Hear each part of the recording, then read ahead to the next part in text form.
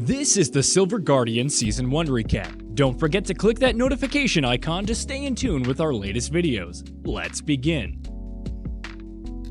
In the Shinryou Academy ladies' dormitories, Rei Riku, a pink-haired girl, looks up at the night sky.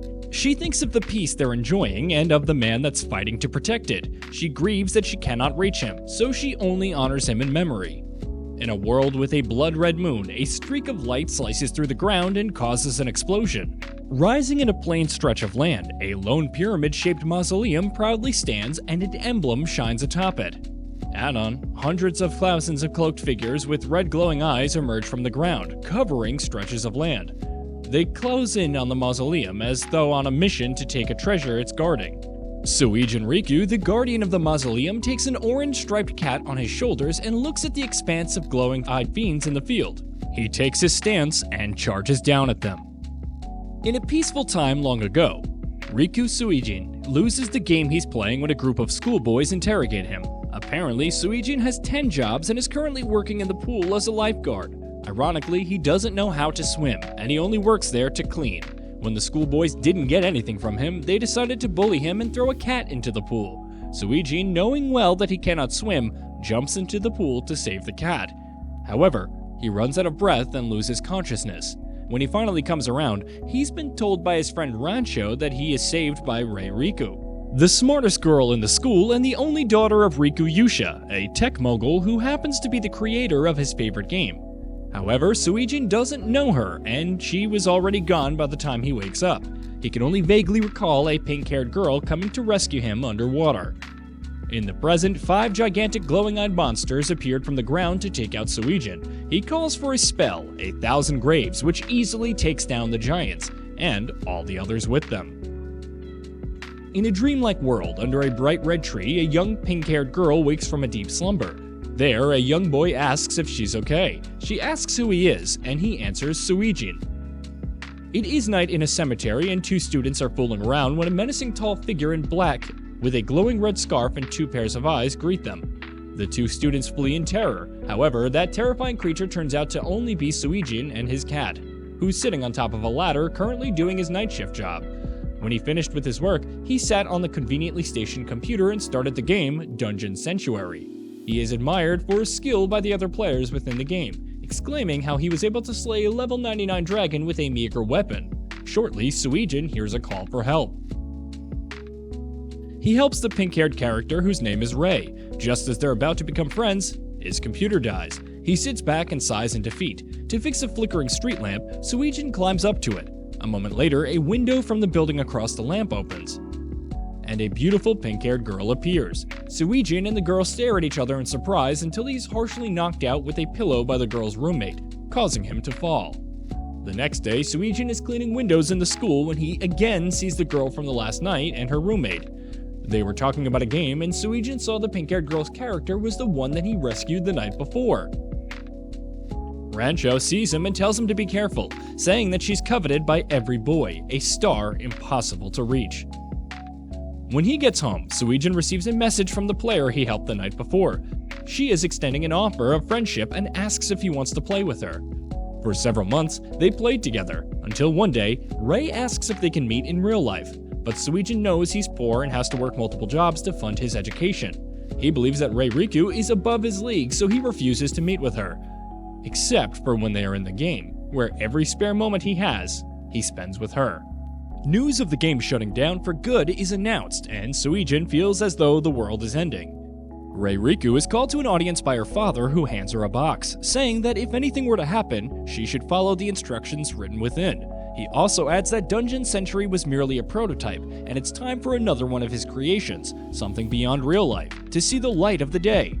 This puzzles Rei. However, she becomes too bashful to question why, when her father hints that he had been spying on her in the game. The players in the game talk about an item called the Evening Songflower, a rare item that grants any player who finds it any wish they have. Rei eavesdrops on their conversation and tells Suigin about it when they meet again. She tells him that she wants her last adventure to be looking for the coveted flower, and that she wants him to do it with her. Meanwhile, in the GGTC, or Godgrave Tech Company corporate building, Dungeon Sanctuary's makers announced the launch of their new game, Gravebuster. Riku Yuki, Rei's father, sits on the desk overlooking the events unfolding. The clock strikes midnight, and it is the day that Dungeon Century will bid its goodbye and Gravebuster will see the light of day. Riku Yuki stays at the office after all the workers head home. At the building's entrance, a red-haired woman sneaks into the building while the negligent guards on duty are asleep. She reaches Riku Yuki's office and talks to him, as though they've already met before.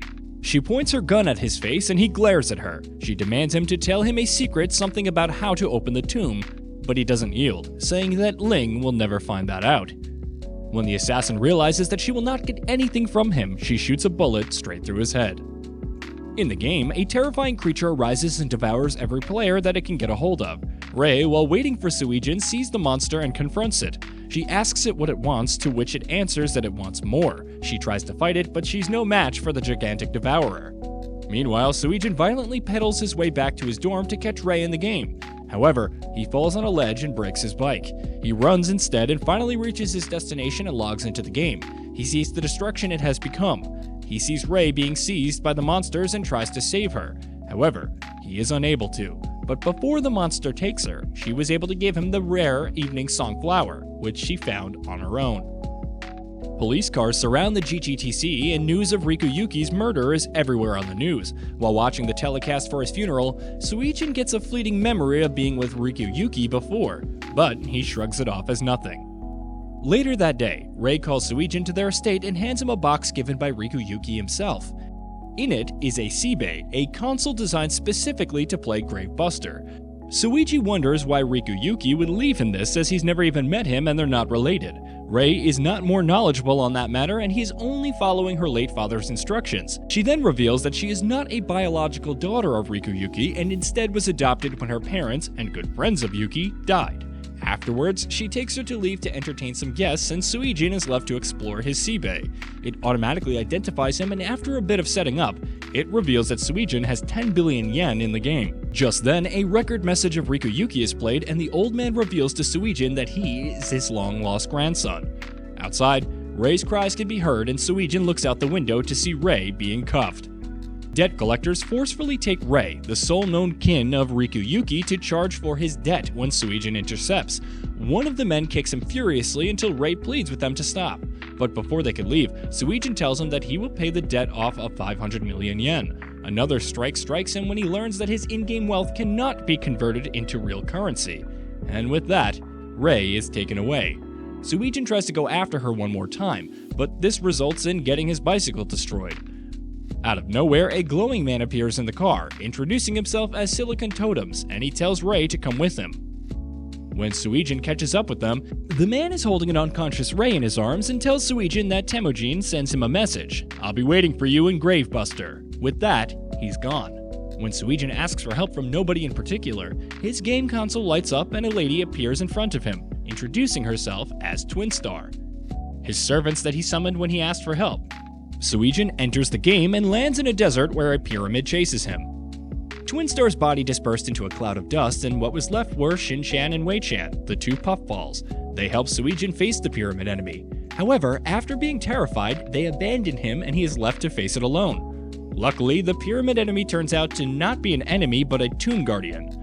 It wants to test Suigin to see if he has what it takes to be a tomb guardian as well. Surprised after realizing that he's not actually in danger, Suigin takes his leave, but the pyramid tells him that he has to follow him if he wants to save Rei, which makes the boy stop in his tracks. Just before the pyramid could help him, it was blown up by a team of tomb raiders named Au and Farron, and their leader, Phoebe. Fortunately, they missed their shot, and the pyramid is okay. The pyramid uses this as an opportunity to test Suigin, and they team up to fight the tomb raiders. Later, the pyramid turns out to be Suigin's grandpa, Riku Yuki, or the virtual data containing all of his memories that acts like him. They also have Shostia in their team, a fellow tomb guardian. The teams fight intensely, proving to be equal in skill. Meanwhile, Rei was taken to prison by unknown captors and is sent to a pool where she's supposed to be purified. The virtual Riku Yuki fizzles out as what's left of his memory has depleted, and he leaves Suigin a parting message. It is to protect Bango's team, as it will also save Rei. Suigin gathers the courage and steps out to fight the Tomb Raiders himself, and he succeeds and wins the fight. Unfortunately, as he will be advancing onto the next level, Shoshita's mission is through and she bids Suigin goodbye as she disappears as well. Shortly, an evil-looking girl with pink hair like Rei's shows up behind Suigin. She tells him menacingly that she is the last Tomb Raider and not him. She then shoots Suigin with her scepter.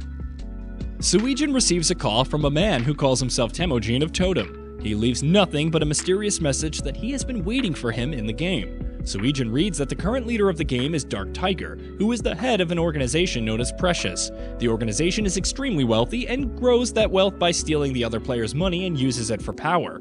He then learns more about Temujin of Totems. Totems is another powerful group within the game who is challenging the Precious for supremacy, and Temujin is their villainous leader, who will do anything to win. He is known as the Terrifying Devourer. The same group of Tomb Raiders who now have a meager leader plan to ambush some players to steal their wallets. They plan to join the Precious organization someday, which will lead them to more riches.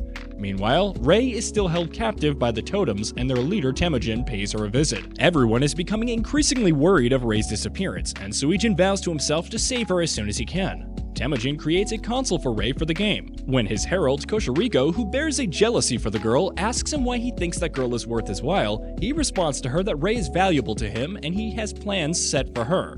The Tomb Raiders, now with their recreant leader, continue on robbing more players when suddenly they are intercepted by a bespectacled, pink-haired Tomb Guardian that shot Suigin the other day. She traps the 3 Tomb Raiders and faces their leader, who, covered in his own sweat in terror, tries to outmaneuver her by stabbing her with his sword that, when stabbed into a victim, takes their wealth.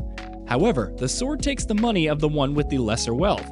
The woman introduces herself as the Collector, and she exists solely to wipe out all of the Tomb Raiders.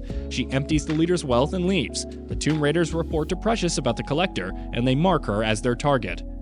A boy named Takeshi and Mikan share their dream about leaving town and starting somewhere new. Takeshi plans to succeed in the game to earn money and make his dreams come true, but when Mikan gets sick, Takeshi realizes that all he wants for her is to get better. Now he is more determined to succeed. A martial arts tournament is held in the game where the prize is a 10 million yen in real currency. Suigin, who is carried in the air by Twin Star, meets a boy named Takeshi who is scaling a very high building to watch a martial arts tournament. The tournament starts and 2 players appear on the stage, Mammoth Viking and Iyu, the Frost Magician who is also the Tomb Raider. They fight, but midway into the game, Twin Star drops Takeshi and Suigin, who lands into Iyu, instantly eliminating him. The announcers allow them to fight in place of Iyu in the condition that their fighting abilities are cut in half. Takeshi's power is converting photographs of his most precious memories with Mikan into raw power, but every time he uses it, he loses a memory associated with the photograph. Despite losing a memory with every attack he ensues, Takeshi rages on as it's his only means of saving Mikan. Takeshi attacks the Mammoth Viking, but Suigin stops him, not allowing him to erase all of his memories with Mikan. Takeshi bursts into tears because this is the only way that he can cure Mikan. Suigin gives him the book back and faces the Mammoth Viking. However, he is tagged as a complete amateur, and rightfully so, as he hasn't even finished a challenge. Suigin only manages to dodge Mammoth Viking's attacks and gets caught in an ice blast by his opponent. When he is about to receive his final blow, he is saved by Twin Star, who gracefully takes the attack. However, she makes a mistake and transforms into her other form. The Mammoth Viking finds the twins cute and grabs them, but Takeshi jumps in and takes them, saying that women should be treated with respect. Takeshi returns to the fight, telling Suigin that he won't let him face his battles for him. The Mammoth Viking attacks Takeshi, but Twin Star helps him, and she transforms into a mighty twin-headed dragon. With the 2 heads and fire-breathing mouths, she crystallizes the Mammoth Viking and defeats him. The announcers declare the intruders as winners, and Takeshi thanks Twin Star and Suigin, and he bids goodbye with his 10 million yen in hand. And that was the Silver Guardian Season 1 recap. If you enjoyed this recap, remember to hit that sub, click the like button, and comment down below to let me know what you think of the series. I'll see you in the next video.